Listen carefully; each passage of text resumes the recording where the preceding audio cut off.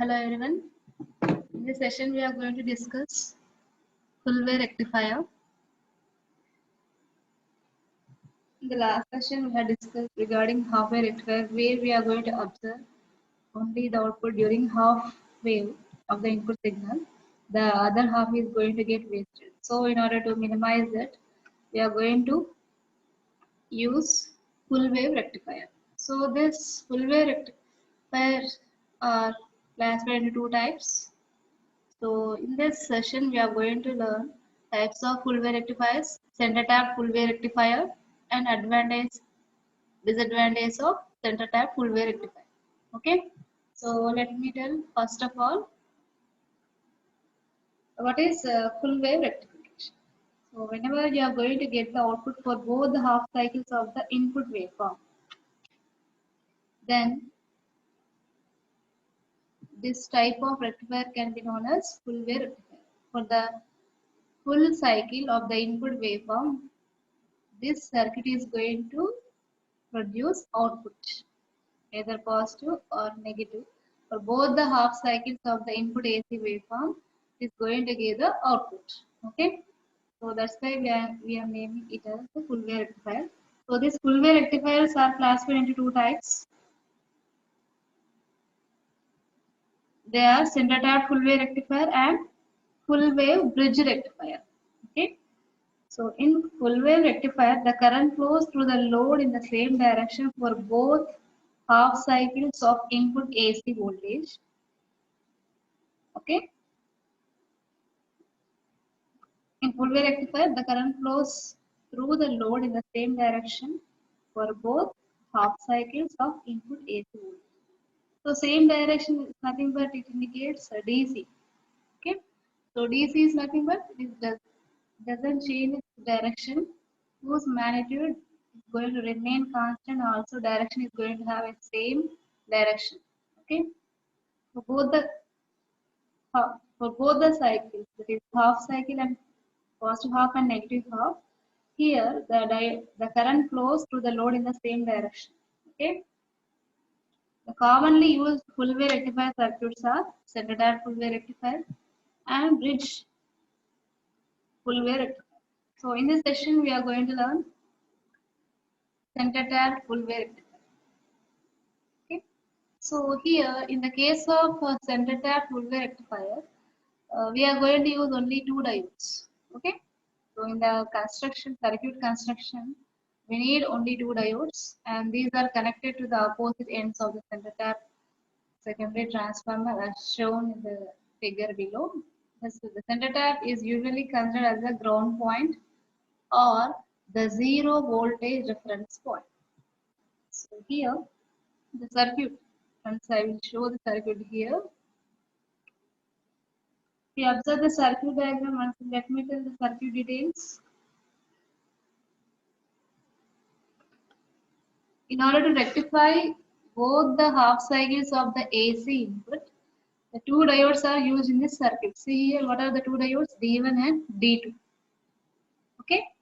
And meanwhile, an AC input signal is connected to the step down transformer. Okay. This AC from the main, which is connected to the step down transformer.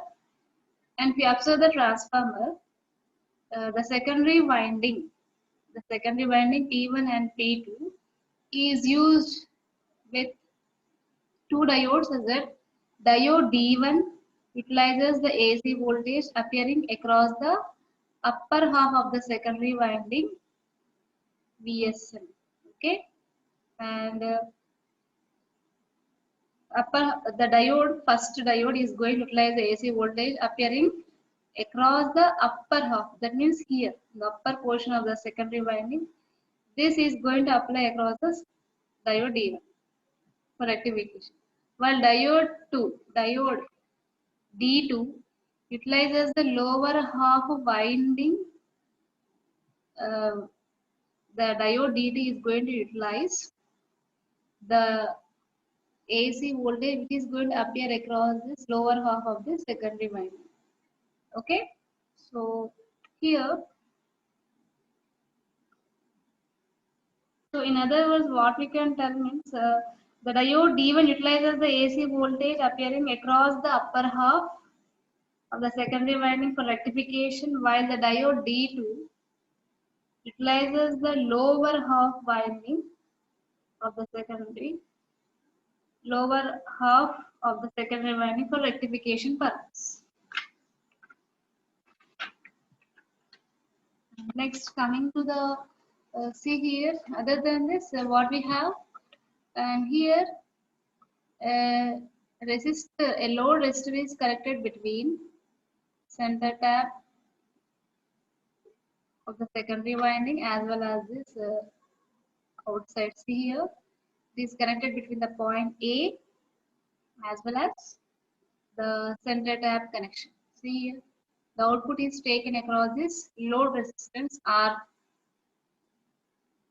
Okay, so IL is nothing, I load is nothing but the current which is flowing through this load resistance. Okay, so let us see the circuit operation.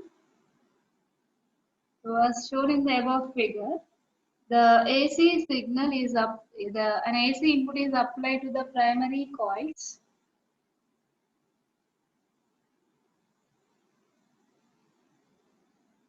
of the transformer. So to the primary winding of the transformer, an AC input is applied. So here the transformer which we are going to use is step down transformer. So this step down transformer is used to reduce the input voltage, okay, according to the required application. This input makes the secondary ends P1 and P2 become positive and negative alternately.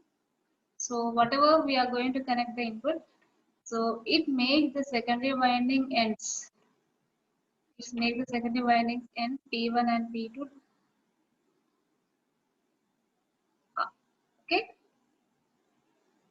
become positive and negative alternately. So for positive half, this P1 will become positive and P2 will become negative. For negative half cycle, this P1 will become negative and P2 will become positive. So like that alternately, continuously, the polarity of this P1 and P2 is going to change according to the application of input waveform. Okay. So let me tell the circuit working. So during positive half cycle of the AC input voltage, N P1 is during positive half cycle of the input waveform, NP1 will become positive with respect to this earth or the center tab of the secondary winding, and the end P2 will becomes negative. Okay, this makes the diode D1 forward bias and the diode D2 reverse bias. Therefore, diode D1 conducts and diode D2 does not conduct. So the conventional current flows through the diode D1 uh, can be taken across whatever the current is going to flow through the diode D1, it passes through the load resistor RL and upper half of the secondary winding. Okay, so the secondary, why? Because here this during positive half duration, diode D2 will become reverse bias, so it will become open circuit. So you won't observe any current in this case. So the current is going to pass like, see here, this way. It indicates the orange line during first positive half cycle. The flow of current indicates in orange marks. See here, like this. It's going to follow the direction of the current. Okay, and then it closes the circuit. See here, this way we will. And next, second case, during negative half cycle of the AC input voltage, NDA is negative. Sorry, NP1. Here we are going to use P1 and P2 points. So NP1 will become negative with respect to earth, and NP2 will becomes positive. Okay. So in this case, what happens?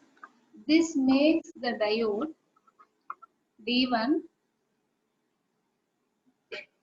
D1 will become reverse bias, whereas D2 will become forward bias. Then what happens? D1 doesn't conduct, whereas D2 will conduct here. In this case, the D2 is going to conduct. So due to forward bias of this diode D2, we are going to observe the conventional current which is going to flow through the diode D2, and it is represented in green arrow mark line. See here, the green arrow mark line indicates like this. So across the diode D1, if it is reverse bias, you won't observe any flow of current in the negative half cycle of the input. See here, like this, current is going to follow in this direction. Okay. So therefore, the conventional current is going to flow through the diode D2, and which is in which it is going to pass through the load resistor RL, and the lower half of the secondary winding is going to shown like this. See here, the lower half of the secondary winding current is going to shown in green color mark, whereas for positive half cycle duration, for upper half secondary winding, the flow of current is represented in R, orange mark. Okay. So it may be seen that the current in the load resistor RL is in the same direction for both. We observe the current direction for both the half cycles. The current direction is same for both the half cycles of input AC voltage. Therefore, what happens? The DC is obtained across the load resistor RL. Since a unidirectional current is going to flow through this RL, wall across this load resistance, the output voltage, which is known as load voltage, is also unidirectional. Okay. So therefore, DC is obtained across the load resistor R. In this way, the circuit is going to provide the output for both the positive half as well as negative half of the input AC voltage.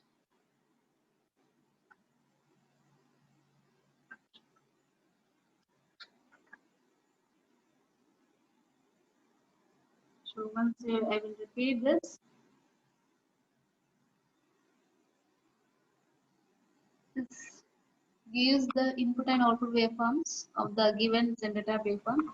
We observe the waveform. This is the input waveform AC, input AC waveform, and see here during positive half cycle of the input, diode D1 conducts, okay, and diode D2 doesn't conduct, no, so here we won't get any output.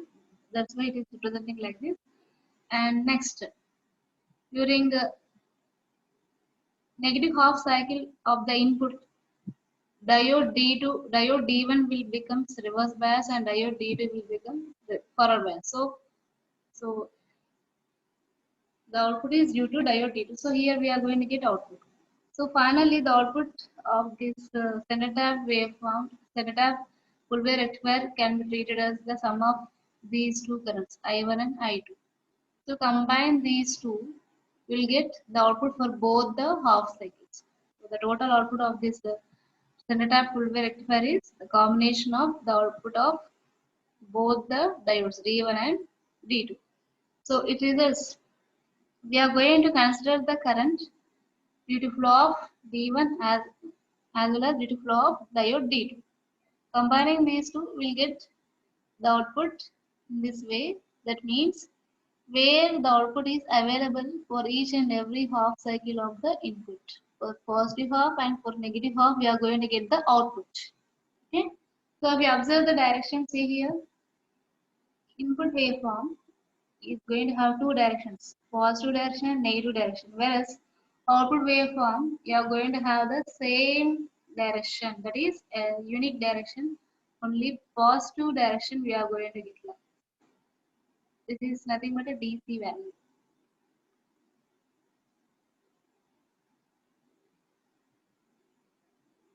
So once again, the see here Working of center tap full wave rectifier, once all of you see once again. So during whenever the operation, if you observe the operation of this, the AC voltage across the secondary winding AB changes. Secondary winding, that is P1 and P2, changes polarities after every half cycle. So during the positive half cycle of the input AC voltage, the transformer secondary winding NP1 becomes positive and P2 will becomes negative. This makes the diode D1 forward bias and diode D2 becomes reverse bias. Therefore, the diode D1 conducts and diode D2 does not conduct. The conventional current flow is through the diode D1 and also load resistor RL and the upper half of the secondary winding. Hence, the output is appeared across the RL, load resistance RL. Next, so during positive half cycle, the flow of current is represented in orange arrow mark, which is flowing through this. See here, right, closed. During negative half cycle of the input AC voltage, the transformer secondary winding end P1 will become negative and NP1 P2 will become positive. During negative half cycle of the input AC voltage, the the point P1 will becomes negative and point P2. This N will becomes positive. Therefore, diode D2 will become forward bias and diode D1 will become reverse bias. Therefore, D1 doesn't conduct and D2 conducts in this case. Hence, the conventional current is going to flow through the diode D2, load resistor RL. So here the current direction is represented in green arrow mark, and the lower half winding. So here in this case the current is going to flow across diode D2, load resistor RL, and lower half of winding of the secondary. Hence the output appear across the RL. So in this way also we are going to get the output. Okay.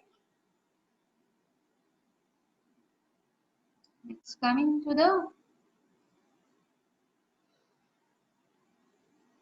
advantages and disadvantages. Before going to this, let's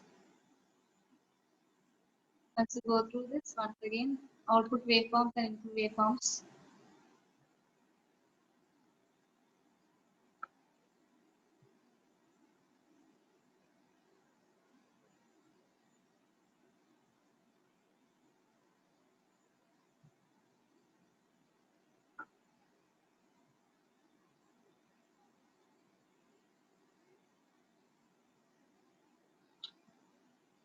Next,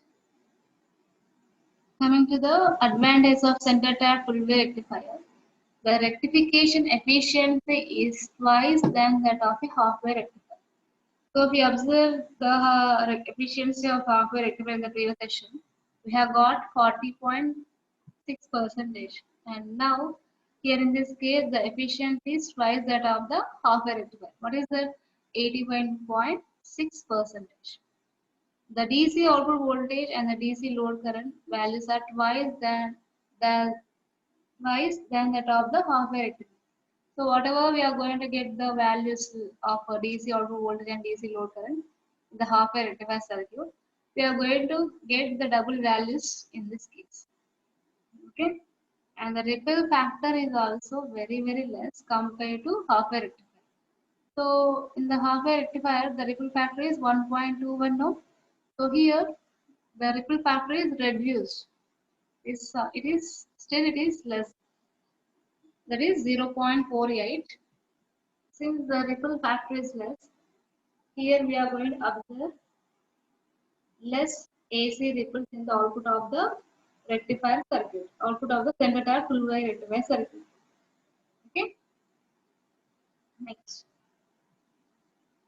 coming to the disadvantage of center tap full wave rectifier, it is expensive to manufacture. It is difficult to locate the center tap on the secondary winding. The output voltage of the secondary voltage as each diode utilizes only half of the transformer secondary voltage. Is difficult. Okay. The peak inverse voltage of the diode used twice that of the diode used in the half-wave rectifier. So the diode used must have high peak inverse voltage. Okay, whatever the diodes which we are going to use in this case, represented as full wave rectifier, we have to use the diodes which are going to have high values of peak inverse voltage. Okay, so it is difficult to get this, and these points are considered some of the disadvantages. Of advantages are high efficiency, is approximately equal to 81.6 percentage, and the DC output voltage and DC load current are twice than that of the half-wave rectifier circuit values, and the ripple factor is also very less compared to half-wave rectifier. Here the ripple factor is 0.48. In half-wave rectifier it is 1.2. Okay. Less the ripple factor, greater the efficiency of rectification. All of you listen carefully. Less the ripple factor, better is the rectification. Okay.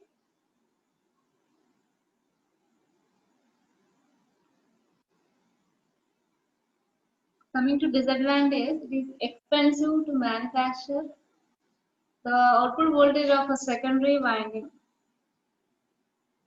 or the output voltage of the secondary voltage, as each diode utilizes only half of the transformer secondary voltage.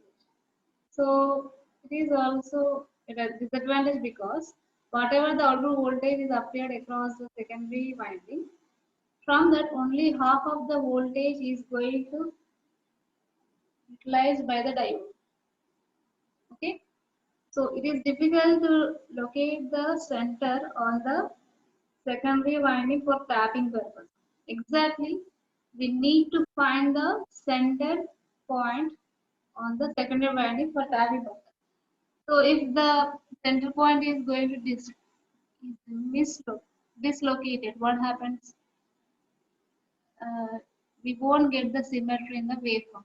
And meanwhile, the voltages which are going to divide across the secondary winding, they won't be equal values. So in order to get equal, for each and every half cycle, in order to get equal output, we need to locate the exact center point on the secondary winding for tapping purpose. It is somewhat difficult task in this case. The peak inverse voltage of the diode used twice that of the diode used in the half-wave rectifier, so the diode used must have high peak inverse voltage. Okay. Then coming to the applications. So here the conversion between high AC to low DC can be done by using this type of rectifiers. And meanwhile, the efficiency is high in this case. This type of rectifier, the efficiency is very high. It is approximately equal to 80.6 percentage. Make it capable using it as a basic component in the power supply. So because of its high efficiency, we can able to make use this in the power supply. So rectifier is just one part of power supply. So since we are going to get high efficiency, we can able to make use of it in power supply applications. The criteria of powering on the devices like LEDs or it may be motors, this type of rectifiers are. So in the devices like LEDs and motors, we can also prefer this type of rectifiers. Then in the next session, we are going to study full wave bridge rectifier.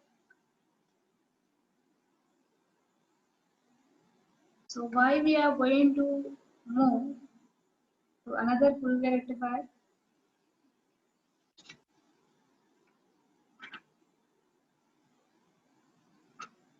Even in bridge rectifier also we are going to get the output for both the half cycles, positive half as well as negative half. So in bridge rectifier, in bridge type full wave rectifier, we are going to use 4 diodes. but the output is same and efficiency is same.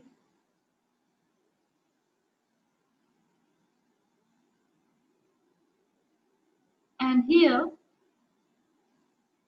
since we are going to have some disadvantage in center tap full wave rectifier now, so in order to avoid that, we are going to use this bridge type full wave rectifier. By using this bridge type rectifier, we can have that transformer with center tap and secondary winding is not required, and this leads to reduction in cost and weight. And peak inverse voltage rating is one half of the center tap diodes, so smaller, and cheaper diodes can be used. Okay.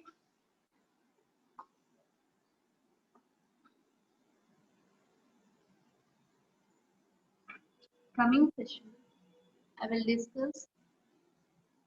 So in this session, we have discussed types of full wave rectifiers. What are the types of full wave rectifiers? Center tap full wave rectifier and bridge full wave rectifier.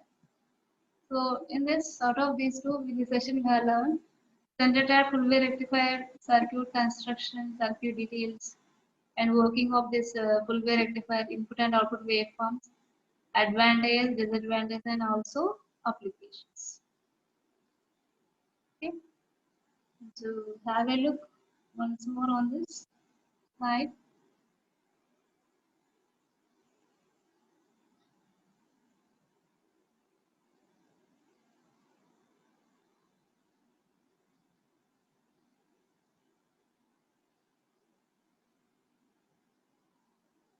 So with this, our topic has been completed.